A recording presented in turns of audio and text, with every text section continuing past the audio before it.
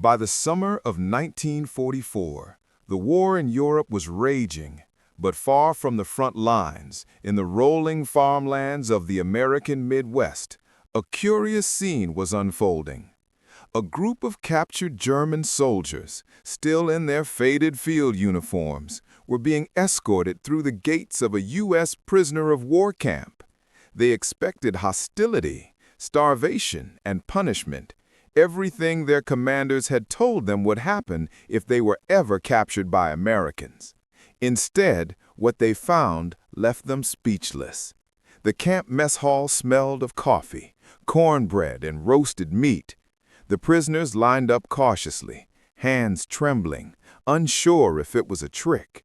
When the trays were set before them, piled high with potatoes, vegetables, a slab of meatloaf, fresh bread, and even pie, their disbelief was visible. One young POW stared at his plate as though he couldn't understand it. "This?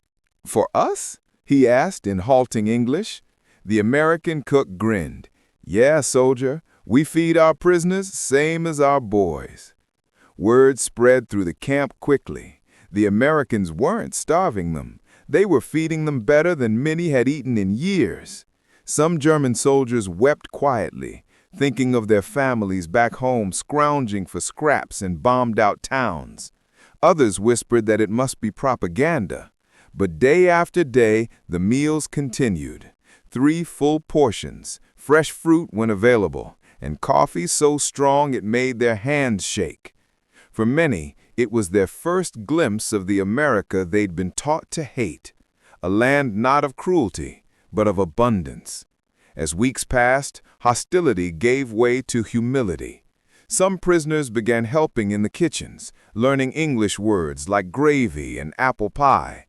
Others wrote home about it, though their letters were censored. One older POW said quietly to a guard one evening, "Now I understand why you fight so hard. You have something worth protecting." In that camp, thousands of miles from the battlefield, a meal became more than food.